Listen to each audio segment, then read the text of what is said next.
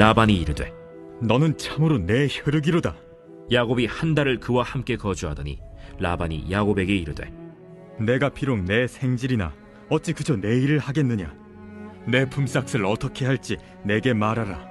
라반에게 두 딸이 있으니 언니의 이름은 레아요 아우의 이름은 라헬이라.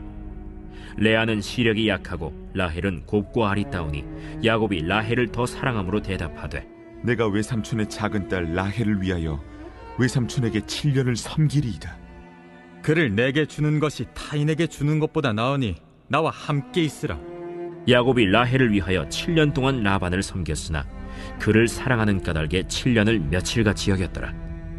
야곱이 라반에게 이르되 내 기한이 찼으니 내 아내를 내게 주소서. 내가 그에게 들어가겠나이다. 라반이 그곳 사람을 다 모아 잔치하고 저녁에 그의 딸 레아를 야곱에게로 데려가매 야곱이 그에게로 들어가니라. 라반이 또 그의 여종 실바를 그의 딸 레아에게 시녀로 주었더라. 야곱이 아침에 보니 레아라. 라반에게 이르되 외삼촌이 어찌하여 내게 이같이 행하셨나이까. 내가 라헬을 위하여 외삼촌을 섬기지 아니하였나이까. 외삼촌이 나를 속이심은 어찌 됨이니이까. 언니보다 아우를 먼저 주는 것은 우리 지방에서 하지 아니하는 바이라. 이를 위하여 7일을 채우라. 우리가 그도 내게 주리니 내가 또 나를 7년 동안 섬길지니라. 야곱이 그대로 하여 그 7일을 채우매 라반이 딸 라헬도 그에게 아내로 주고 라반이 또 그의 여종 빌하를 그의 딸 라헬에게 주어 시녀가 되게 하매 야곱이 또한 라헬에게로 들어갔고 그가 레아보다 라헬을 더 사랑하여 다시 7년 동안 라반을 섬겼더라. 할렐루야. 우리의 공급자가 되시며 날마다 우리의 길을 인도하신 주님의 이름을 찬양합니다. 우리 높으신 하나님 앞에 감사와 찬양과 영광의 큰 박수 올려드리겠습니다. 오늘 우리 가운데 새해를 행하신 주님, 위대하신 주님, 찬양받기 합당하신 주님의 이름을 높여드립니다. 할렐루야. 우리 은혜 가운데 한몸이를 우리 사랑하는 포도처치 성도들을 향해서도 우리 따뜻한 사랑과 격려와 축복의 박수를 보내겠습니다. 지금 영상으로 예배하는 글로벌 포드 모든 식구들과 또 우리 PNG들에게도 우리 한번 따뜻한 격려와 축복의 박수를 하겠습니다. 할렐루야. 사랑하는 여러분, 성령 충만하십시오. 말씀 충만하십시오. 오늘 함께 드리는 이 예배를 통해서 우리의 삶이 하나님의 영적인 중요한 교훈을 얻고 그로 인해 우리의 삶이 가장 안전한 하나님의 때와 하나님의 길을 맞이하게 되는 귀한 은혜가 있게 되기를 주님의 이름으로 축원합니다. 여러분 혹시 발묘조장이라는 사자성어를 알고 계세요? 이 맹자가 제자들을 교훈할 때 쓴 예화로 유래되었는데요. 중국 송나라 때 이 아침에 눈만 뜨면 논으로 달려가서 벼가 얼마나 자랐는지 살펴보는 농부가 있었습니다. 그런데 몇 날이 지나도 그 벼가 그대로인 것 같죠? 농부는 어떻게 하면 벼가 빨리 자랄 수 있을까를 고민하다가요. 이 벼 한 포기를 살짝 잡아 위로 당겨 보았어요. 그랬더니 금세 벼의 키가 훌쩍 큰 것처럼 보였습니다. 농부는 크게 기뻐하고 다음 날에도 논에 가서 일일이 벼를 잡아당겼어요. 그리고는 그 다음 날에도 이렇게 벼를 잡아당겨 주었습니다. 이 자신의 벼는 금세 수확할 것이 가능하다라고 생각한 이 농부는요, 가족들에게 내 벼는 빨리 자라서 곧 수확을 할 거라고 말했어요. 이 이야기를 듣고 굉장히 의아해했던 가족들은 논으로 돌아가서 깜짝 놀랐습니다. 이 논에 심겨진 벼가요, 모두 뽑혀서 하얗게 말라버렸기 때문이죠. 뺄발, 쌍묘, 돌조, 길장, 발묘, 조장. 싹에 길이 자라도록 돕다가 이 싹이 다 뽑힌다라는 뜻으로 이 모든 일에는 순리가 있고 그 순리를 거스러 억지로 서두르게 되면 일을 오히려 망친다는 그런 의미입니다.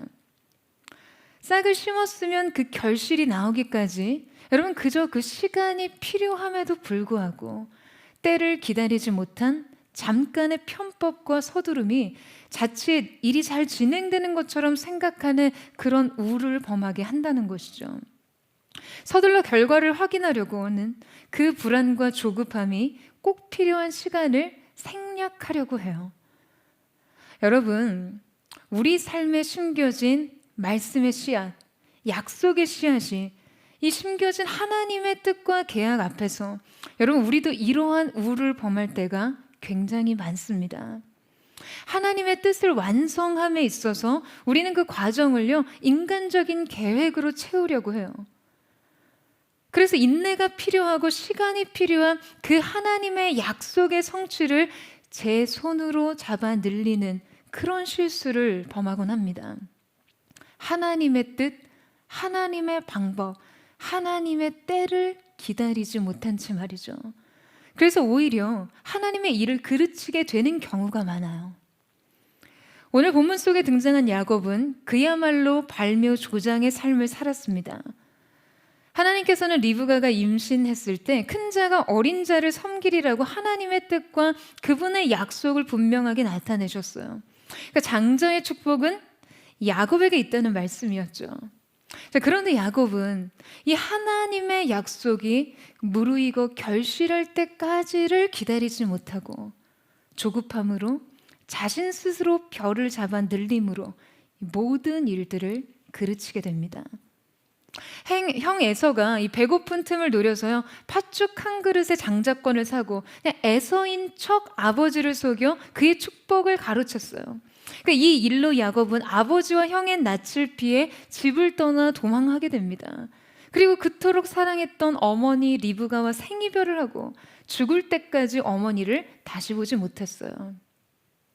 자, 그러나 우리는 이런 야곱의 인생에 하나님께서 그 약속을 거두지 않으시고 그를 긴 시간에 걸쳐 훈련하시는 그 하나님의 손길 안에서 인생의 귀한 교훈을 얻게 됩니다. 오늘 말씀을 통해 야곱이 깨달은 이 영적 발묘조장의 교훈을 함께 살펴보도록 할 텐데요. 야곱은 아버지와 형을 속인 이 두려움과 죄책감 그리고 미래에 대한 불안을 안고 도망쳐서 마침내 삼촌 라반의 집에 이르게 됩니다. 그리고 그는 이제 비로소 광야 학교에 입학을 하는데요. 인생 수업을 들으래요. 자, 언약의 사람이 되기 위한 필요한 필수 믿음을 이수하러 들어가게 됩니다. 하나님께서는 이 시간을 통해서 그의 믿음을 연단하시고 그의 자질을 변화시키기 시작하세요. 이 쇠붙이를 풀무불에 넣고 그 쇠에 붙은 불순물들을 제거하듯이 야곱의 옛 성품들을 하나님께서는 다듬어 가기 시작하십니다. 자, 하나님께서 그에게 요구하신 구체적인 훈련의 내용이 무엇인지를 오늘 여러분과 함께 살펴보기를 원하는데요. 자, 우리 14절에서 15절 말씀을 같이 한번 읽어보도록 하겠습니다. 14절에서 15절 말씀 시작. 라반이 이르되 너는 참으로 내 혈육이로다 하였더라. 야곱이 한 달을 그와 함께 거주하더니 라반이 야곱에게 이르되 내가 비록 내 생질이나 어찌 그저 내 일을 하겠느냐. 내 품삯을 어떻게 할지 내게 말하라. 자, 여러분 이때 하나님께서 야곱의 훈련 조교로 누구를 보내시며 하면요 그의 삼촌 라반을 보내십니다. 야곱의 외삼촌 라반은 보통 인물이 아니었어요. 그는 아주 냉혹한 사람이었고 자기 필요와 욕심을 위해서라면 이 가족이라도 철저하게 이용하려고 했던 그런 사람이었습니다. 자, 라반이 지금 야곱의 목자로서의 그 능력을 유심히 보고 그 능력을 발견하고서는요 정식으로 이 노동 계약을 맺으려고 하는 상황인데요. 여러분 보시기에는 마치 외면적으로 혈육인 야곱을 위해서 정당한 보상과 대우를 해주려는 것처럼 보이지만요. 지금 그의 의도는 자신과 야곱의 관계를 삼촌과 조카라는 생질의 관계가 아니라 주인과 고용인, 곧 종의 관계로 재정립하려는 그런 의도를 가지고 있었어요. 그러니까 자신의 실리적인 이익에 의해 혈육 간의 관계를 냉혹하게 바라보는 것이죠. 이런 의도를 가지고 노동 계약을 맺으려고 하는 삼촌에게 야곱이 한 가지 제안을 하는데요. 자, 여러분 18절 말씀 보시겠어요? 야곱이 라헬을 더 사랑함으로 대답하되 내가 삼촌의 작은 딸 라헬을 위하여 외삼촌에게 7년을 섬기리이다. 그러니까 바로 외삼촌을 위해서 아무 이 보수를 받지 않고 노동을 하겠다는 이야기죠. 당시 근동지방에서는 결혼할 때 신랑이 신부를 데려가는 조건으로요 신부 아버지에게 결혼 지참금을 주는 풍습이 있었거든요. 그러니까 대부분의 신부 지참금이 은 세겔로 한 30에서 40세겔 정도, 그 노동자가 3년에서 4년 정도의 비용인 것을 생각하면요, 사실 지금 무보수로 7년 동안 노동을 한다고 했을 때, 그리고 이 비용으로 결혼 지참금을 지불하려 했던 것은 굉장히 엄청난 대가였습니다. 그럼에도 불구하고 야곱은 자신이 사랑한 라헬을 위해 이러한 수고와 대가를 마다하지 않고 서슴없이 지불하려고 결정한 것이죠. 여러분, 야곱은요, 언제나 야곱의 방식대로 삶을 대처해 갑니다. 야곱이 지금 라반에게 대응하는 모습을 여러분 한번 보세요. 그는 지금 고용 조건으로 너무나 구체적인 대상과 시간과 보상을 라반에게 제시하고 있었어요. 그러니까 그가 얻고자 하는 건 너무 분명하거든요. 라헬이었어요. 아마 야곱은 라헬을 기필코 아내로 맞이할 이 묘책을 생각해 둔 거예요. 그러니까 야곱에게 있어서 자신이 얻고자 하고 원하는 것이 분명했다면 그 과정이 모호하고 불명확한 것을 견디기 힘들어했어요. 그래서 영적인 축복인 이 장자권의 축복조차도 팥죽 한 그릇으로 사보려고 한 것이고요. 그러니까 자기 인생의 하나님의 약속과 축복은 분명하지만 그 축복이 대체 언제, 어떤 방식으로, 어떻게 이루어질지 모른다는 이 현실을 견디기 힘들었던 것이죠. 그러니까 여러분, 야곱에게는요, 이 막연한 시간이란 그에게 있어 생리가 안 맞았어요. 그래서 그는 정확하게 예측 가능한 시간을 정하고 자신이 세운 계획대로 상황을 주도하면서 통제하면 자신이 원하는 바 그 성취를 이룰 수 있다고 생각한 것이죠. 여러분, 사람은 참 변하지 않습니다. 각자의 기질이 있어요. 마치 타고난 무늬처럼요. 하나님께서는 이 고유한 결대로 사람을 아름답게 쓰고자 하세요. 그 고유한 무늬를 그냥 여러분 이렇게 깡그리 무시하는 그런 분이 아니세요. 각자가 지닌 장점 그대로를 탁월하고 뛰어나게 그 사람을 사용하십니다. 그러나 중요한 것은 그것이 하나님의 방법을 침범하면 안 된다는 것이죠. 야곱은 자신이 가진 이 기질의 한계로 하나님의 일까지 자신의 계획과 통제 아래 두려고 했습니다. 여러분, 이것이 야곱이 범한 발묘 조장의 실수였어요. 하나님께서는 야곱의 이러한 기질을 가장 선하고 아름답게 사용하시기 위해서 야곱을 훈련시키세요. 여러분, 우리가요, 어떠한 기술을 익히고 이렇게 배워나갈 때도 잘못된 습관이 생기거든요. 저희 조카가 취미로 바이올린을 배우는데요, 최근 너무 훌륭한 선생님을 만났어요. 그런데 이 바이올린의 아름다운 소리를 내기 위해서도요, 반드시 잘못된 습관부터 고쳐야 한다는 거예요. 그러니까 이 기본적인 습관이 잘못돼 있으면요, 소리의 공명도 방해를 받고 나중에 어려운 곡을 연주하게 될 때 절대 그 곡에 필요한 테크닉을 낼 수 없다는 것이죠. 그래서 이 바이올린 고유의 사운드를 찾기 위해서 바이올린 지판을 잡는 방식과 활의 손가락이 닿는 부위부터 교정을 하고 있습니다. 근데 여러분, 이게 원래 이렇게 몸에 밴 습관 때문에요, 절대 쉽게 교정이 안 됩니다. 그러니까 자기가 가진 습관의 저항을 완전히 넘어서고 제압할 때까지 반복해야 하는 것이에요. 바이올린을 잘 모르는 사람은요, 이 방식의, 이 연습 방식이 지금 무엇을 겨냥하고 무엇을 교정하기 위해서 수없이 반복해야 하는 음표들인지를 모릅니다. 선생님은 알아요. 탁월한 선생님들만 압니다. 하나님께서는 하나님의 일을 성취하시기 이 부적격했던 야곱을 버리지 않으시고요, 그를 고쳐서 쓰세요. 야곱의 이 인생의 잘못된 반응과 인격의 습관을 고치기 위해서 여러분 라반이라는 조교를 통해서 훈련을 시키시는 것이죠. 야곱의 인격과 삶에 밴 행동 양식을 고쳐 쓰시기 위해서 야곱의 광야 학교에서 이수해야 했던 첫 번째 과목은요, 바로 기다림이었습니다. 여러분, 야곱이요, 기다려야 했어요. 그는 라헬을 너무나 사랑했기 때문에 기다릴 수밖에 없었어요. 사실 그는 자신에게 장자권을 허락하시고 자신의 인생을 축복하길 계획하셨던 여러분 그 하나님의 손 아래서도 이렇게 기다려야 했어요. 하나님의 손 아래서의 기다림을 이렇게 받아들여야 했습니다. 하지만 야곱은 이 기다림에서 굉장히 큰 실패를 거뒀던 사람이었어요. 이 실패는 그의 인생에 돌이킬 수 없는 아픔을 주었습니다. 그런데 이제 그가 사랑에 매여서 사랑에 종속돼서 그 어쩔 수 없는 이 긴 기다림의 시간을 훈련받게 된 것이죠.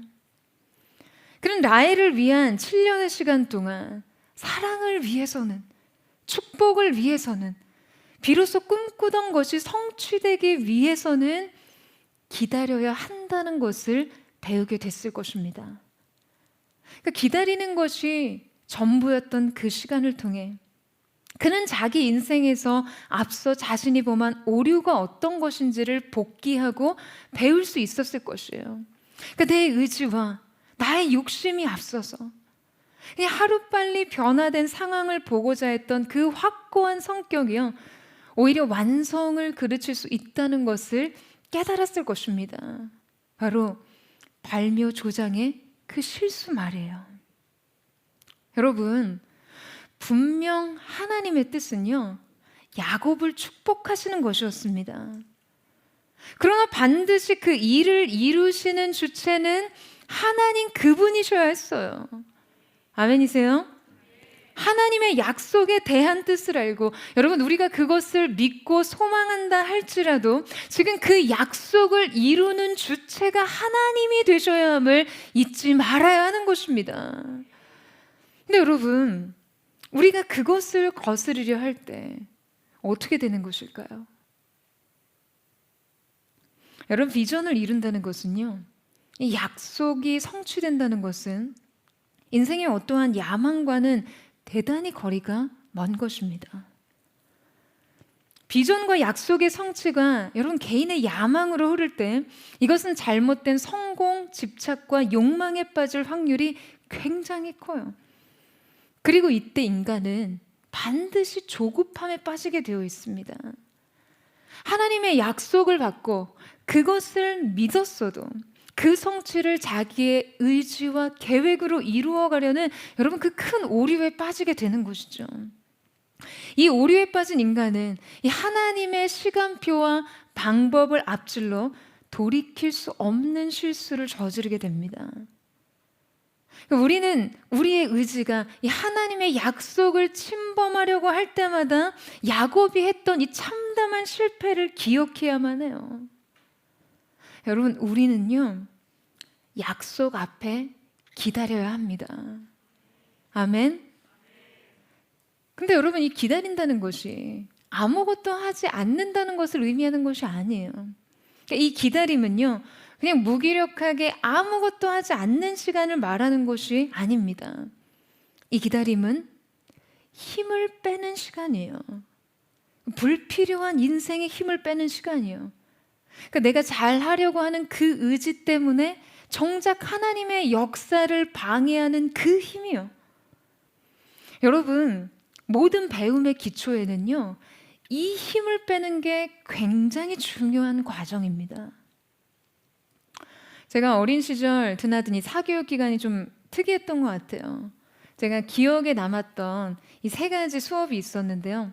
바로 속독, 웅변, 서예 학원이었어요. 특별히 제가 조금 이렇게 악필이어서 글씨 쓰는 걸 좀 싫어하거든요. 기도 노트 쓴 걸 가끔 제가 다시 꺼내보면 어떨 때는 저도 못 알아봐요. 뭐라고 쓴 건지. 저도 제가 뭐라고 쓴 건지는 모르지만 다 주님이 그 기도를 들으셨는 줄로 믿습니다. 남들 하이테크 펜 쓸 때 저는 붓펜을 썼어요. 제가 또 이 붓펜을 쓰면 굉장히 다르거든요. 근데 여러분, 이 서예의 기본은 단정한 마음가짐과 자세입니다. 그러니까 이 두 가지를 바탕으로 하기 때문에 특별히 글을 쓸 때 자세나 붓을 잡는 방법, 글을 쓸 때 힘의 조절, 이런 게 굉장히 중요한 요소예요. 서예에는 현안법이라는 것이 있는데요. 그러니까 팔꿈치를 어깨 높이로 이렇게 들고 팔을 상에 대지 않고 쓰는 방법이에요. 그러니까 큰 글자를 쓸 때 힘의 조절과 붓의 획을 어떻게 긋는지, 그러니까 그 방법을 잘 습득하기 위해서 이 기법을 익힐 때요, 선생님이 가장 먼저 하시는 것이 있어요. 그러니까 선생님의 기술을 몸으로 체감하게 해주시는 거예요. 그러니까 선생님이 이렇게 제 뒤에서 저의 손을 이렇게 잡으시고 화선지에 직접 그 글자를 써주시는 거죠. 근데 이럴 때 꼭 이렇게 하시면서 하시는 말씀이 있으세요. 힘 빼, 힘 빼. 그러니까 저의 힘을 완전히 빼야 선생님이 힘을 쓰는 방법, 그 획을 그을 때의 느낌을 몸의 감각으로 익힐 수 있게 되는 것이죠. 몸의 자세, 힘의 크기, 붓이 휘어지는 각도, 붓놀림과 먹의 양. 그러니까 바로 그렇게 선생님이 몸에 남겨주신 그 기억을 가지고 그 경험을 그대로 적용해서 글쓰기 연습을 시작하게 됩니다. 여러분, 내 힘을 빼야 스승의 가르침이 스며들어요. 자신의 힘을 버려야만 온전히 스승의 것이 우리 안에 새겨질 수 있는 것이죠. 먼저 자신을 완전히 비운 상태로부터 배워나갈 수 있는 것입니다. 여러분, 열심히 하는 것은요, 그 다음이에요.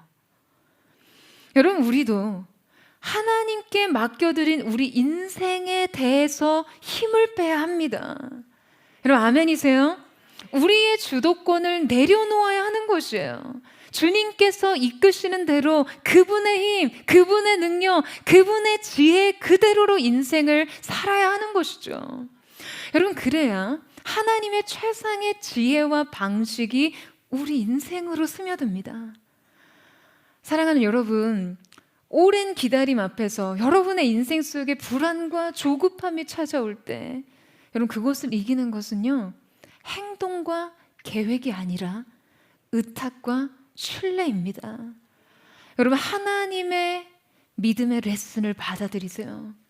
여러분의 의지, 여러분의 그 모든 생각과 계획을 내려놓고 하나님의 인도하심을 따라가는 그 은혜가 있게 되기를 주님의 이름으로 축원합니다. 자, 그렇다면 야곱이 광야 학교에서 이수해야 할 두 번째 훈련은 무엇이었을지 우리 함께 살펴보기를 원하는데요. 자, 여러분 21절 말씀 보시겠어요? 21절 말씀을 함께 읽겠습니다. 시작. 야곱이 라반에게 이르되 내 기한이 찼으니 내 아내를 내게 주소서. 내가 그에게 들어가겠나이다. 자, 야곱은 라반과 약속을 체결한 이후로 7년의 시간이 지나자 라반을 찾아가서 라헬을 달라고 합니다. 기한이 찼으니 내 아내를 내게 주소서. 이때 야곱은 아주 단호한 어조로 라헬을요, 당신의 딸이 아니라 나의 아내라고 말하고 있어요. 그러니까 이 소유 관계를 분명하게 밝히는 거죠. 자, 여러분, 야곱의 성격이 느껴지세요? 보통이 아니에요. 근데 이에 삼촌 라반은 드디어 야곱과 라헬의 결혼 연회를 준비합니다. 근데 바로 그날 이 삼촌 라반이요, 여러분, 이 야곱에게 누구를 줍니까? 누구를 주나요? 자, 오늘 읽은 구절을 보게 되면 아버지 라반이 그 딸 레아에게 야곱에게로 데려가매라고 언급하고 있어요. 그러니까 이 표현은 그가 주도적으로 이 일을 수행했다는 것을 알려주는 것인데요. 자, 문제는 라반이 신부를 바꾸어서 신방에 들여보냈다는 거예요. 여러분, 야곱은 이날 삼촌에게 사기를 당합니다. 여러분, 한번 상상해 보세요. 이게 얼마나 당황스럽고 황당한 일입니까? 너무 끔찍할 것 같지 않으세요? 아니, 아내를 바꿔치다니요. 아니면 다른 것도 아니고요. 너무 기가 막히죠. 야곱은 그 분한 마음으로 아니 외삼촌이 나를 속이시면 어쩌미니까 라고 따지듯 질문합니다. 자, 그런데 여기 속이다 기만하다라고 쓰인 의미로 쓰인 이 라마라는 단어는요, 구약 성경에서 단 8번밖에 나오지 않았어요. 이 단어는 아주 간교한 수법에 악의적인 기만이나 배반을 나타낼 때 쓰이는 단어인데요. 자, 이 단어가 오늘 이 본문 말고 여러분 또 어디에서 등장했는지 아세요? 바로 야곱이 아버지 이삭과 형 에서를 속였을 때 이삭과 에서가 속았다 라고 말한 그 단어와 같아요. 이날 7년을 기다려서 사랑하는 여인 라헬을 얻었어야 할 그 축제의 날, 그는 가족에게 배반을 당합니다. 아버지와 형 에서를 속여서 장자권을 얻으려 했던 자신처럼 라반은 야곱을 속였어요. 여러분, 이 야곱이라는 이름의 뜻은요, 속이는 자, 사기꾼이라는 뜻이 있거든요. 그러니까 나름 이쪽으로는 상당히 일가견이 있는 사람이었어요. 이번 올림픽을 눈 뜨고 코 베이징이라고 부르는데, 여러분, 삼촌 라반이요, 정말 눈을 뜨고 있는데 내 눈 앞에서 코를 베가는 사람이었어요. 여러분, 이 라반의 배반으로 결국 레아를 아내로 받아들여 했던 그날, 여러분, 야곱은 무엇을 느꼈을까요? 에서의 심정을 느꼈겠죠. 그 에서의 분노를 이해했고 에서가 느꼈을 배반감도 알게 됐을 거예요. 여러분, 그렇다면 하나님께서 야곱에게 지금 무엇을 가르치고 계시는 것일까요? 광야 학교에서 야곱이 이수해야 할 두 번째 과목은요, 바로 성품이었습니다. 여러분, 야곱은 언제나 으뜸이 되기를 좋아하는 사람이었어요. 그러니까 이런 기질은 리브가의 태중에서도 드러나요. 창세기 25장 22절 말씀에 보면요, 야곱과 에서, 이 두 아이들이 어머니의 리브가의 뱃속에서부터 싸우는 장면이 등장합니다. 이 싸움이 얼마나 요란했으면 어머니 리브가가 하나님께 나와서 여쭤요. 이 같으면 내가 어찌할꼬? 원어로 봤을 때 이 문장은요, 굉장히 혼란스러운 리브가의 심리 상태를 그대로 표현해 줍니다. 쌍둥이의 요란한 몸집으로 이 유산을 염려하거나 육체적인 괴로움에 시달리고 있다는 그런 의미였어요. 그러니까 이 태중의 두 아이의 싸움은요, 리브가에게 어떤 영적인 당혹감마저 안겨줬습니다. 그래서 하나님 앞에 나와서 물을 정도였어요. 바로 그때 하나님께서 내 복중의 두 아이 중 큰 자가 작은 자를 섬길 것이라는 약속을 주신 거예요. 심지어 이 야곱은 출산 때도요, 형 에서의 발꿈치를 잡고 세상에 나왔어요. 얼마나 욕심이 많았으면요, 얼마나 자기가 이기고 싶었으면, 얼마나 자기가 중요했으면 어머니의 태 안에서도 자기 형제랑 평화로울 수가 없었겠어요. 어머니의 자궁 안에서 꺼내져 세상 밖으로 나아가려 하는 그 순간, 그 찰나에도 어라? 형이 먼저 나가네?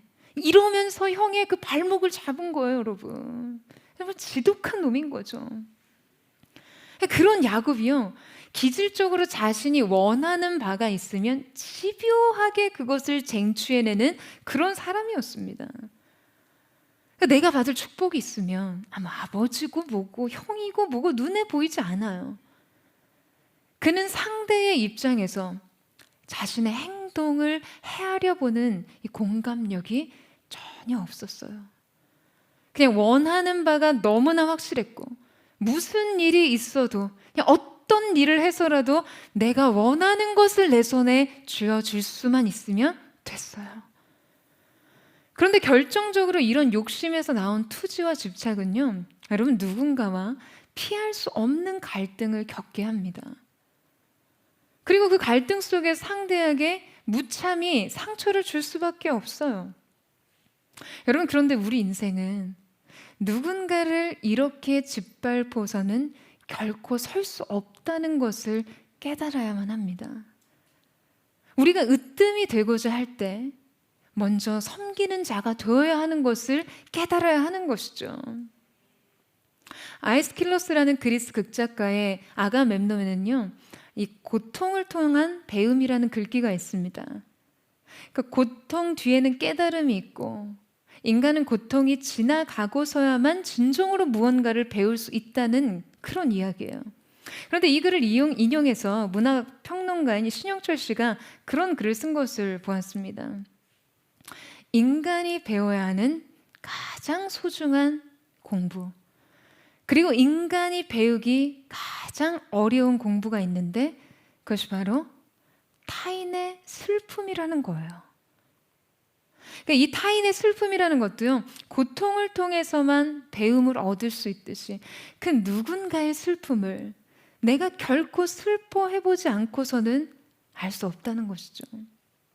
그래서 그는 슬픔을 공부하는 심장이라는 그런 표현을 썼어요. 바로 인간의 가장 큰 결함인 타인을 이해할 수 없는 이 한계를요, 이 슬픔을 공부하는 심장으로 극복해야 한다라는 것이죠. 누군가를 이해하기 위한 그 시선을 맞추는 노력, 타인의 슬픔을 향해 다가가는 노력, 여러분 그것이 이 시대에 가장 필요한 것이 바로 이 공감력이라고 말하고 있습니다. 여러분 이 공감력의 부재로는요, 절대 리더가 될 수 없어요. 절대 영적인 강자가 될 수 없습니다. 여러분 지금 야곱이 으뜸이 되기 위해서는 타인을 이해할 수 있는 사람이 되어야 했어요. 먼저 섬기는 자가 되어야 했습니다. 그가 스스로 높아지려고 할 때 그는 아버지와 형을 속일 계략을 세웠어요. 자신이 원하는 걸 얻기 위해서 그냥 아버지가 느낄 수 있는 그 배신의 상처는요, 안중에도 없었고요. 자신이 으뜸이 되기 위해서는 그냥 형이 어떠한 방식으로 버려져도 상관이 없다고 생각했어요. 그래서 결국 거짓과 속임수로 하나님의 약속의 성취를 보고자 했습니다. 그러나 이날 야곱은 고통을 통해 배움을 얻습니다. 그러니까 누군가의 그 아픔을 느끼면서 인생을 이해하고 있어요.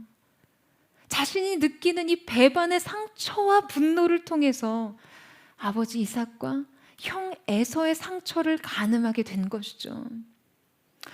여러분 이것이 거룩한 믿음의 계보를 이어했던 그 가정을 다루시는 하나님의 방법이었습니다. 그들의 죄성을 다루시는 하나님의 훈련 방식이에요. 여러분 한번 생각해 보세요. 라반이 굉장히 관대하고 정직해요. 그가 만약에 탐욕스럽지 않은 사람이었다면 여러분 야곱은 어떻게 되었겠습니까? 뭐 그가 고생은 좀 덜했어도 하나님의 언약을 담당한 거룩한 족장으로 설 수는 없었을 거예요. 그냥 그는 계속해서 간사하고 이기적인 사람으로 남았을 것입니다. 미국의 최고의 방송인으로 손꼽히는 이 바바라 윌터스가요, 한 인터뷰에서 그런 말을 했어요.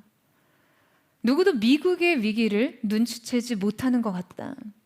그 위기는 기술의 문제도 교육의 문제도 경제의 문제도 아니다. 미국의 위기는 성품의 결핍의 문제다.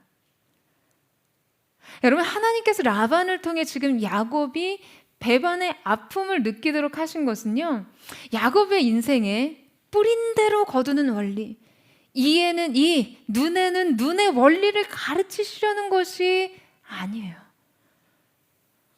어디 너가 한 만큼 한번 당해봐라, 뭐 이런 걸 보여주시려고 지금 야곱에게 이러한 시련을 허락하시는 것이 아닙니다.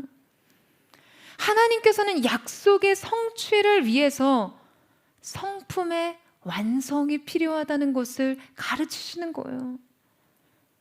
야곱의 성품에 하나님의 형상을 창조하시고 그 인생을 통해 거룩한 약속의 계보를 있게 하시기 위해서요.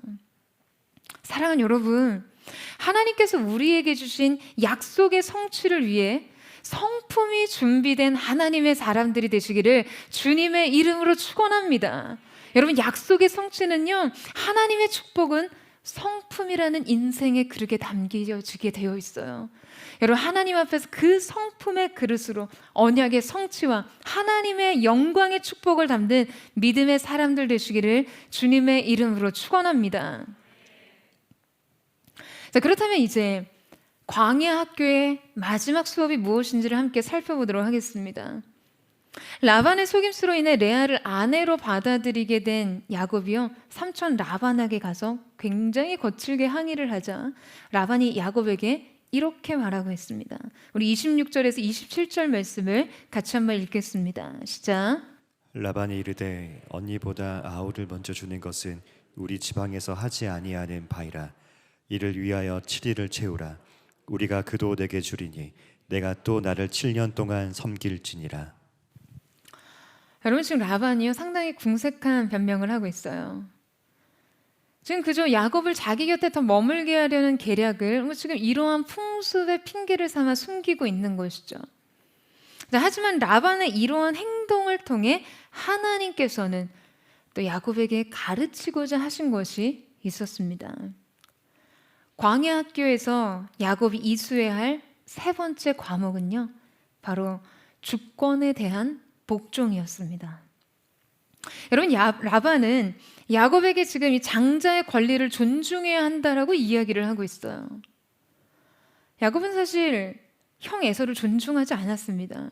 그냥 형을 어떻게든 이기고 싶어 했던 그는요, 그냥 분명 태어날 때부터 자신에게 주어졌던 장자의 축복으로 그 형을 상당히 업신여겼을 거예요. 그러니까 그 축복도 팥죽 한 그릇을 쉽게 가로챌 수 있다고 생각하고 계획했던 것이죠. 자, 그런데 첫째를 두고 아우가 먼저 결혼을 할 수 없다는 그들의 풍습으로 인해 지금 그는 라헬을 얻기 위해 다시 7년의 시간을 복종하게 됩니다. 장자의 권리를 인정하기 위해, 그 질서에 순복하기 위해 다시 7년을 기다려야 하는 이 현실에 굴복할 수밖에 없었던 것이죠. 여러분, 야곱이 이 복종을 통해서 무엇을 배우게 되었을까요? 그는 자기 힘으로, 자기 의지대로, 자기 계획으로 어떻게 해도 바꿀 수 없는 권위 아래서 언약의 상속자로서 준비되고 있었습니다. 여러분, 우리가 하나님 앞에서 쓰임받기 위해서는요, 우리의 인생이 약속의 성취자로서의 삶을 서기 위해서는요, 반드시 이 자격이 갖춰져 있어야만 합니다. 여러분, 아이들의 성장을 이렇게 지켜보면 아주 유아적인 단계에서는요, 막 자기가 원하는 대로 뜻대로 되지 않으면 막 바닥에 나뒹굴어서 소리 지르며 울기도 하고 막 때를 써요. 그럼 이제 부모인 양육자는 아이들의 욕구를 적절하게 해소를 시키면서도 또 통제력을 가져야 해요. 저희 조카가 이제 벌써 4학년이 되는데요, 그 나이 정도 되면 자기 친구들 중에서 얘랑은 진짜 말이 안 통한다, 도저히 소통이 안 된다는 그런 구제불능이 있대요. 4학년이나 됐는데 아직도 유치원생처럼 막 자기가 원하는 대로, 생각한 대로 안 되면 토라지고 떼쓰고 막 막무가내라는 거예요. 그래서 친구들이 그런 친구를 안 놀려고 한다고 그렇게 얘기를 하더라고요. 그런데 조카가 그런 말을 하는 거예요. 이모, 그런데 그런 애들 특징이 있는데 뭔 줄 알아? 그 친구들 엄마가 다 의외로 천사 같다? 이러는 거예요. 소름이죠. 조카가 하는 말이 친구들 엄마가 자기 아이들을 막 신처럼 떠받들고 막 엄마가 마치 시녀처럼 굽신거린다고 하는 거예요. 자기는 엄마가 엄격해서 자기가 이렇게 잘못된 행동을 하면 그날 재앙이 임하기 때문에 자기는 다행히 그런 행동을 안 하게 된다는 그런 이야기였어요. 여러분, 양육자가 아이들을 양육할 때 존중이라는 차원으로 아이들의 욕구를 다 떠받들여주고 받아주기만 하면요, 어느 순간 아이들은 통제불능의 아이가 됩니다. 자기가 원하는 게 뜻대로 안 되면 그냥 성장한 후에도 유아기 어린 아이처럼 떼를 쓰고 나뒹군다는 거예요. 지혜로운 양육자는 적절하게 아이의 고집을 꺾어 놓습니다. 안 되는 건 안 되는 거라고 가르쳐요. 폭력이 안 된다는 거, 나쁜 말과 행동이 안 된다는 것을 정확하게 가르칩니다. 절대적인 원칙 아래 아이들이 들어와 있도록 하는 것이죠. 근데 여러분, 이러한 양육을 게을리하게 되면 어느 순간 아이는 성장한 후에도 자기 이기심 그대로, 자기의 그대로, 자기 고집 그대로 행동하려고 해요. 그러니까 막 자기 뜻대로 안 되는 거를 못 견디는 거예요. 자기가 원하는 대로 안 되는 상황을 잘 받아들이지를 못합니다. 사랑하는 여러분, 우리 하나님께서는요, 최고의 지혜자이십니다. 아멘이세요? 완벽한 양육자세요. 우리의 완전한 기질과 인격을 기르기 위해서 지금 무엇이 필요하고 어떻게 훈련해야 하는지를 너무나 잘 알고 계시는 분이세요. 그리고 우리가 무엇 앞에서는 절대 멈춰서고 무엇 앞에서 자신을 내려놔야 하는지를 정확하게 가르치려 하십니다. 여러분, 그래야 우리가 언약의 성숙자로서 그 상속자로 장성한 분량에 이룰 수 있기 때문이에요. 우리의 믿음의 초보적인 수준과 그 유아적인 태도를 벗어날 수 있기 때문입니다.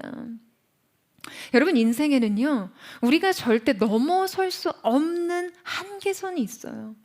그것은 바로 하나님 그분이십니다. 아멘이세요? 우리가 우리의 옳음과 의가 절대 넘어설 수 없는 것이 우리 하나님 주님의 그 존재 자체입니다. 그런데 인류가 시작부터 이 절대 한계선을 넘어서고 싶은 그 욕망을 참지 못해서 선악과를 따먹었어요. 여러분, 욥이 동방의 의인이라고 불렸죠. 그런데 그 욥의 경험이 우리에게 무엇을 가르칩니까? 자, 욥기 42장 5절 말씀에 보면요, 내가 주께 대하여 귀로 듣기만 하였사오나 이제는 눈으로 주를 배움나이다. 여러분, 이게 무슨 말일까요?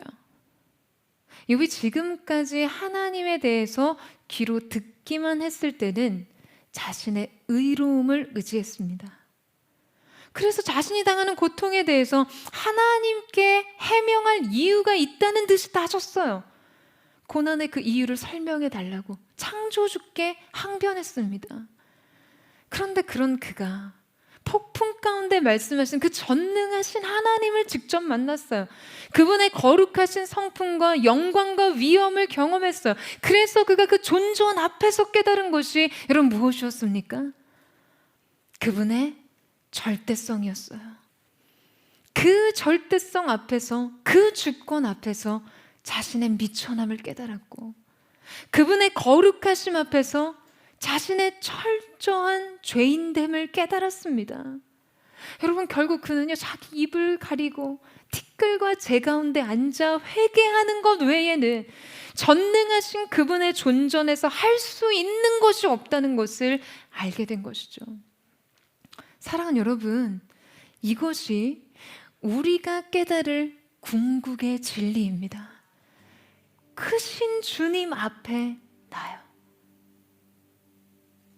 크신 그 주님 앞에 나를 보는 거예요.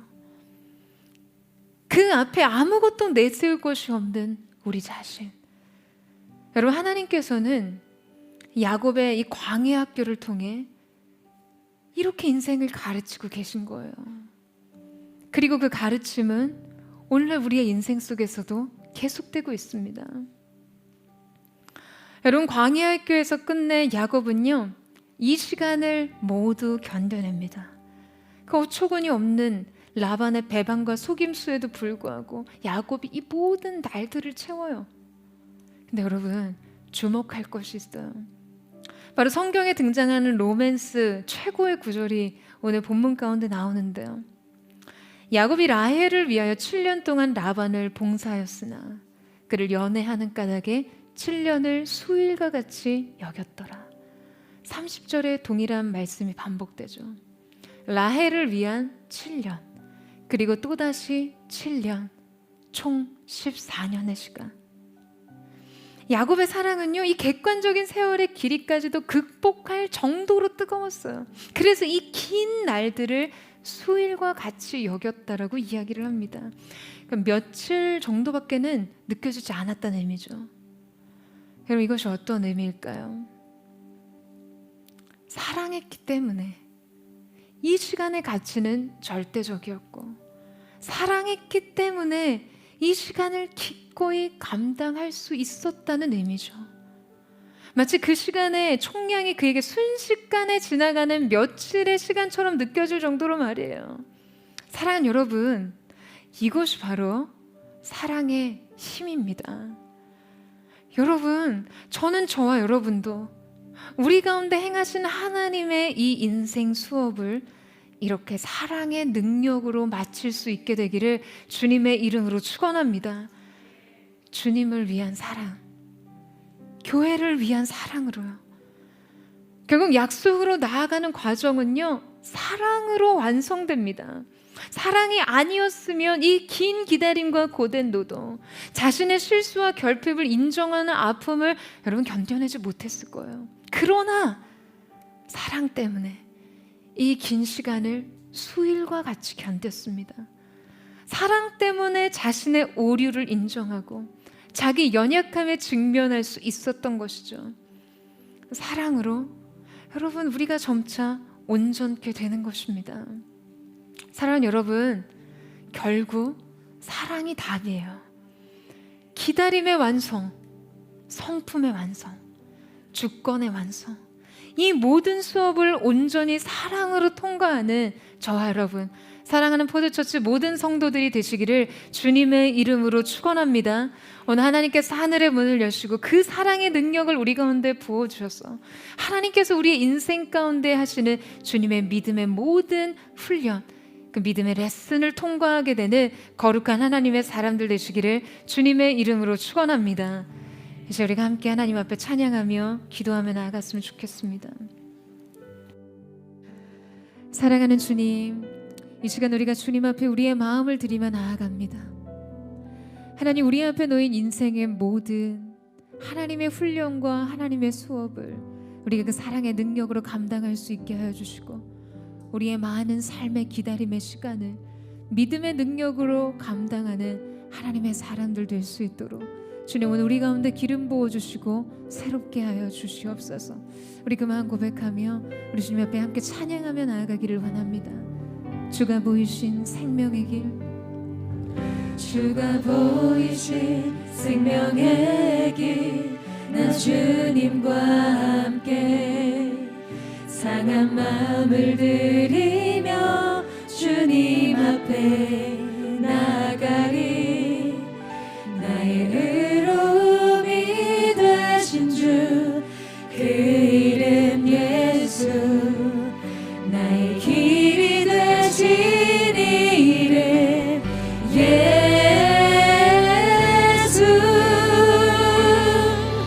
나의 길 오직 그가 아시나니, 나를 단련하신 후에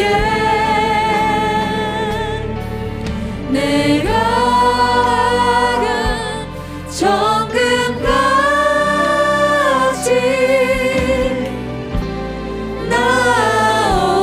나오리라. 그가 보이신 생명의 길, 나 주님과 우리의 상한 마음을 드리며 상한 마음을 우리가 주님 드리며 보좌 주님 앞에 나가리. 나의 의로움이 되신 주, 그 이름 예수, 나의 길이 되신 이름, 나의 길이 되신 이름 예수. 나의 길 오직 그가 아시나니, 나를 달려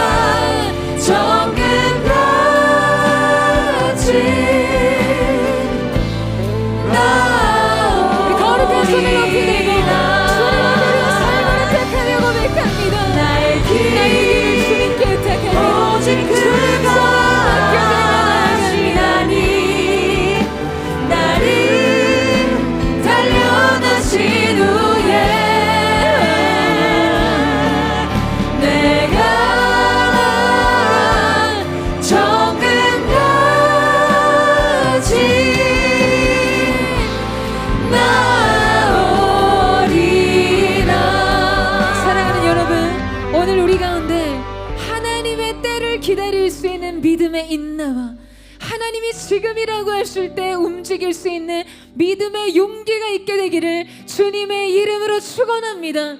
여러분, 우리의 삶 속에서 우리가 하나님의 약속과 그분의 말씀을 믿고 소망함에도 불구하고 우리가 기다리는 이 시간을 너무나 힘들어하는 이유는요, 우리가 불명확함, 뭔가 미지하고 모호한 일을 견디는 것을 어려워하기 때문입니다.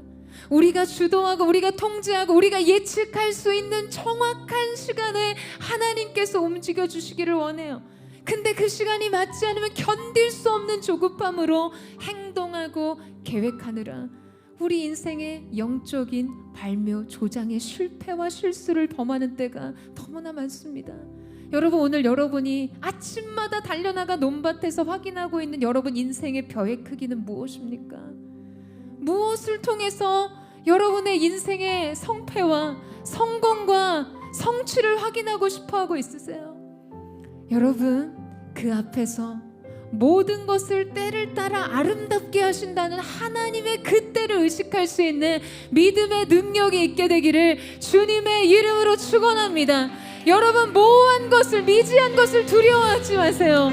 우리가 확신하고 우리가 바라보는 완전한 하나님의 은혜 안에서 장래 소망을 주시는 하나님을 신뢰하는 믿음의 능력이 있게 되기를 주님의 이름으로 축원합니다.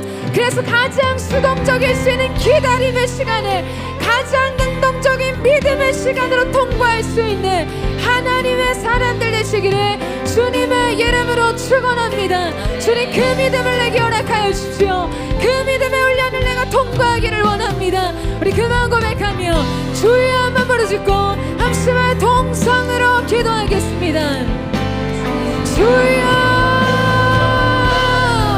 사랑하는 주님, 오늘 우리가 우리의 삶의 현장에서 눈에 띄게 성장하고 자라는 우리의 삶의 성취를 확인하고 싶은 마음으로 인해 아버지 하나님, 우리가 하나님의 일을 그르치는 우리 스스로 그 일을 앞당기기 위해, 우리 스스로 그 일을 감당하기 위해 실수를 저지르는 그런 하나님의 사람들이 되지 않도록 주 역사하여 주시옵소서.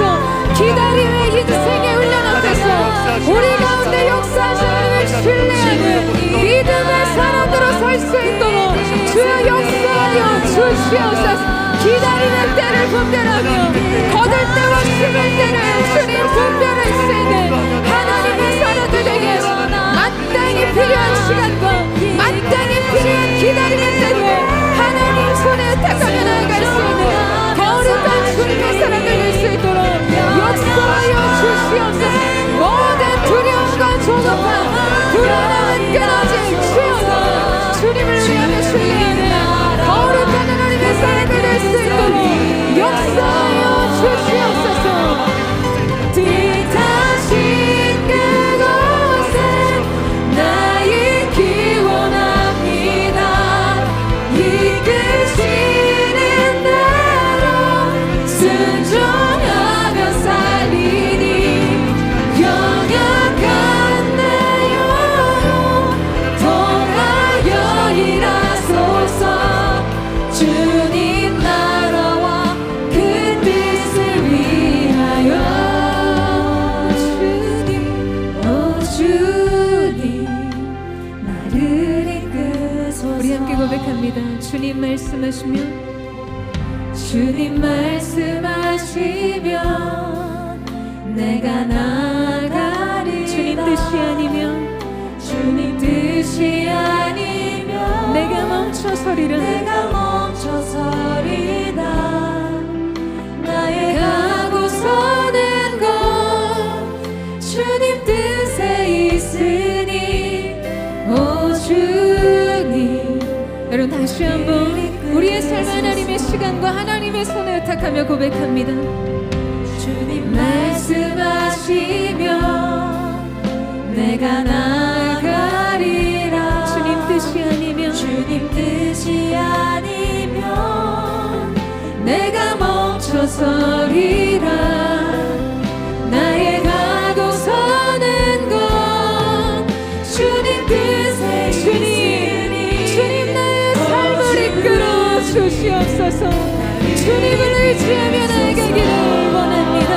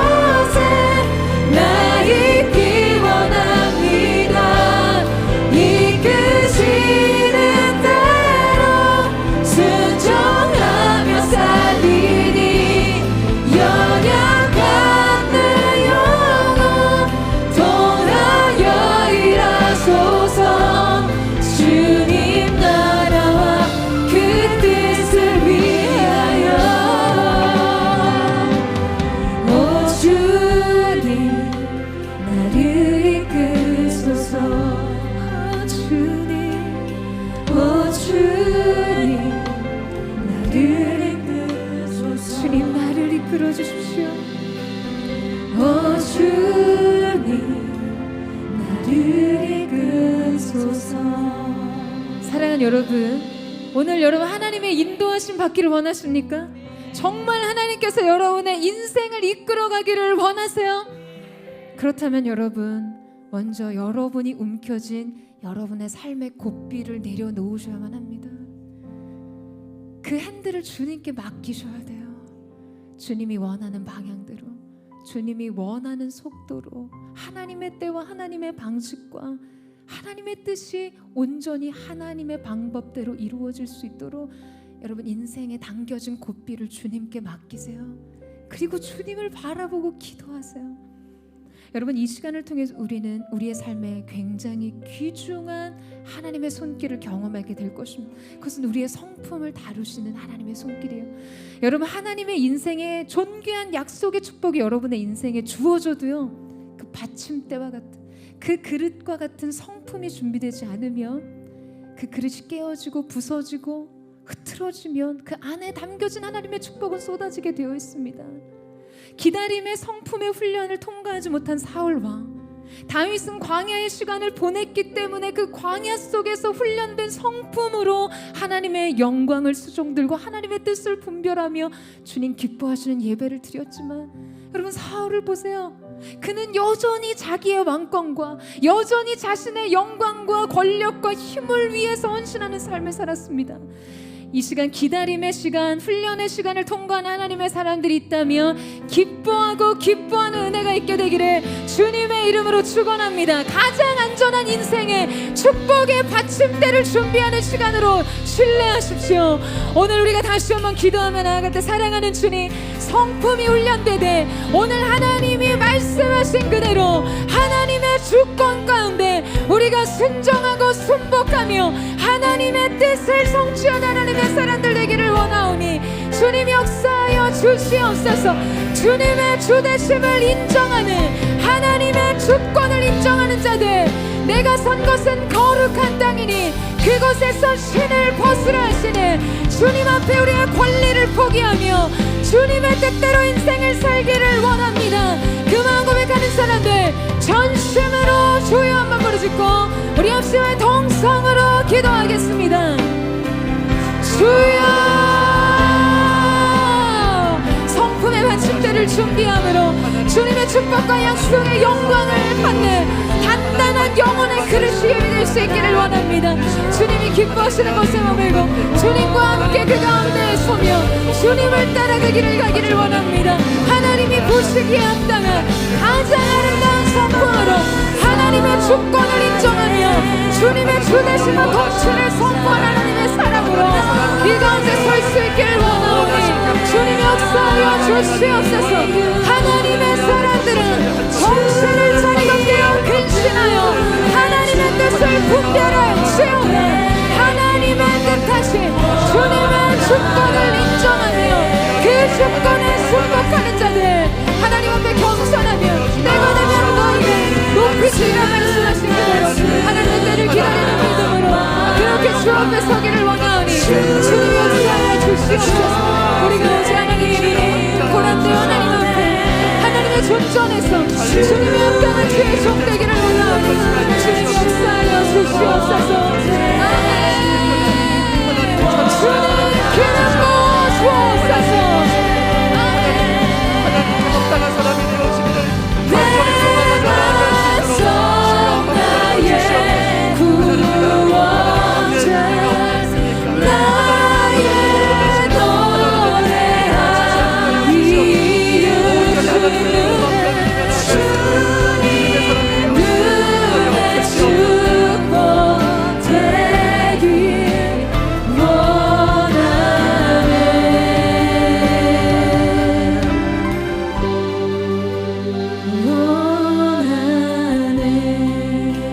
우리 함께 마음의 소망을 담아 함께 고백하며 나아갑니다. 내 입술의 말과 내 입술의 말과 나의 마음의 묵상 주님, 이 시간 주님 앞에 연락되기를 원합니다. 주께 연락되기를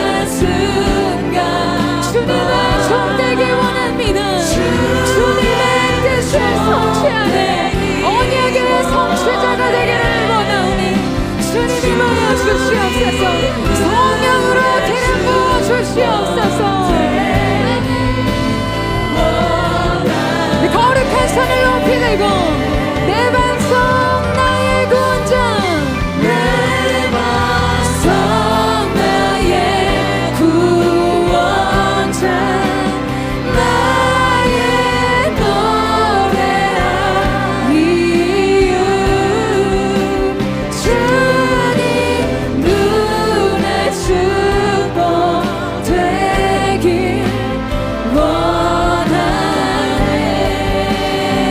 모든 순간순간마다 모든 순간순간마다 주의 종 되길 원해 주님 눈에 축복 되길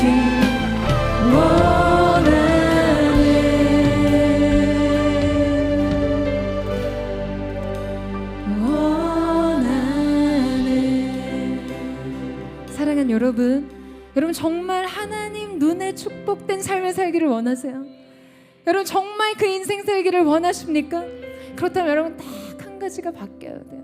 기준이 달라져야 합니다. 여러분 인생을 살 때 내가 원하는 거, 나의 욕구대로 내가 계획한 나의 인생의 꿈과 비전을 이루는 것이 목적이 아니라 하나님이 원하시는 것이 무엇인가, 그것에 귀 기울일 수 있는, 그것이 인생의 기준이 되는 코람되어 하나님 눈앞에서 사는 인생이 되어야 하는 줄로 믿습니다. 그러면요 여러분, 우리 앞에 주어진 인생의 수업을 다 알게 받게 돼요. 오늘 마지막 야곱이 그의 인생 수업을 통과하는 마지막 가장 주요한 기준과 방법은 여러분 무엇이었습니까? 사랑의 능력이었어요. 사랑 여러분, 사랑만이 모든 것을 이기는 줄로 믿습니다. 여러분 이 사실을 믿으세요? 여러분 오늘 우리의 삶이 굉장히 지치고 공고하고 힘든 이유가 뭔지 아세요? 오늘 나의 삶의 앞에 있는 상황과 환경의 문제의 크기, 인생의 짓누르는 멍해의 크기 때문이 아니라 이곳을 능가하는 사랑의 능력, 사랑의 기름이 떨어졌기 때문입니다. 여러분 이 시간 하나님께서 하늘의 문을 여시고요, 여러분의 인생 속에 새로운 사랑의 기름을 부어주시기를 주님의 이름으로 축원합니다. 어제를 이기는 오늘의 새로운 사랑의 능력으로 주님을 사랑하고 가정을 사랑하고 나에게 주어진 사명과 부르심의 모든 것을 능력으로 감당할 수 있는 사랑의 새 능력이 부어지게 되기를 주님의 이름으로 축원합니다. 우리 다시 한번 그 사랑의 능력을 구하며 주여 한번 부르짖고 기도하겠습니다. 주여, 주님을 향한 사랑, 말할 수 없는 주님을 향한 사랑으로 인생의 모든 시험을 이기며 하나님의 훈련을 통과하는 거룩한 하나님의 사랑을 되게 하여 주시옵소서. 전심으로 하나님을 사랑하는 하나님의 사람들이 될지어다. 특심으로 하나님을 사랑하는 거룩한 하나님의 사람들이 될지어다. 온 마음과 뜻과 정성을 다해 주님을 사랑하는, 주님을 사랑하는 예배자 전심을 예배자로 살게 하여 주시옵소서. 온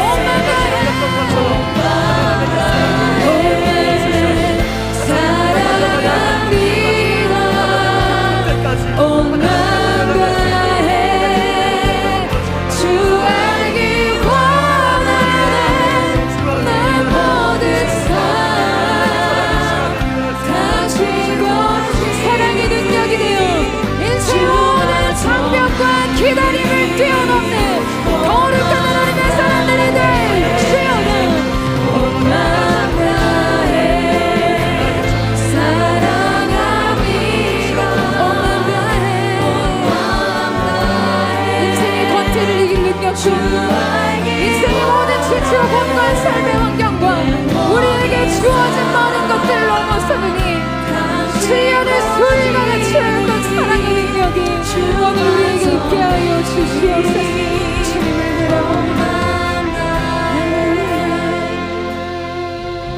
주님과 함께하는 이 고요한 시간, 주님의 보좌 앞에 내 마음을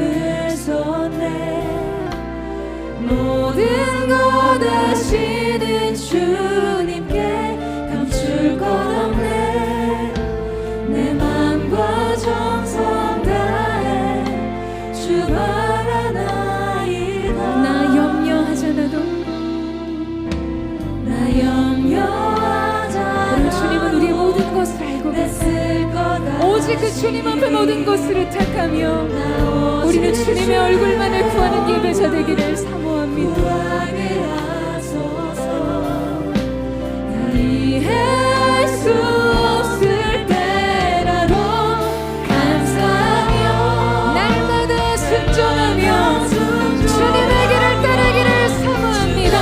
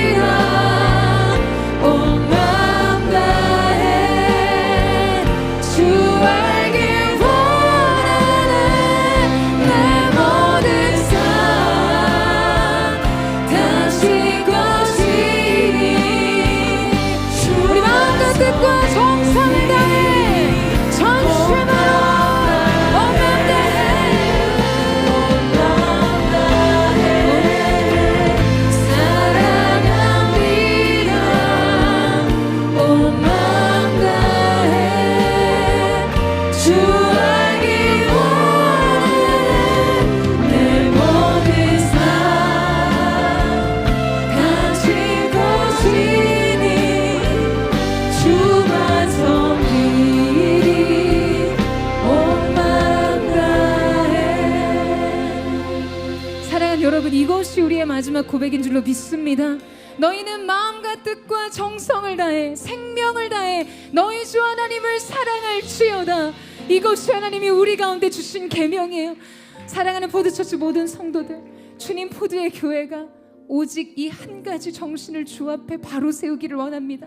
우리 앞에 무엇이 있든, 우리가 무엇을 해야 하든, 어떠한 삶의 현장을 살아가든 오직 우리 주님을 전심으로 사랑하는 예배자, 주님을 사랑하되 전심을 넘어 특심으로 사랑하는 예배자, 주님을 목말라 하되 타는 목마름으로 주님을 사랑하지 않고는 견딜 수 없는 영혼의 사랑의 불이 오늘 우리의 영혼의 지성소 가운데 타오르게 하여 주시옵소서. 예수의 거룩하신 보혈의 능력으로 덮어주셔서 우리 인생을 짓누르는 모든 두려움과 조급함과 불안함이 끊어지게 하여 주시옵소서. 이를 가르치는 인생의 모든 계획과 방법도 끊어질지어다. 오늘 이 시간 주 예수 그리스도와 동행함으로 하나님의 완전하신 계획이 우리의 삶에 있음을 믿음으로 우리 가운데 허락하신 하나님의 인생 수업을 믿음의 능력으로 통과하는 거룩한 하나님의 사람들 되게 하여 주시옵소서. 7년을 수일과 같이 여겼던 사랑의 능력으로 인생을 살게 될 줄로 믿습니다. 그 사랑의 능력이 포드교회 가운데 포드의 모든 성도들 위해 있을지어다. 오늘 그렇게 우리를 새롭게 하신 하나님의 이름을 찬양하며 감사드리며 살아계신 예수님의 이름으로 기도드립니다.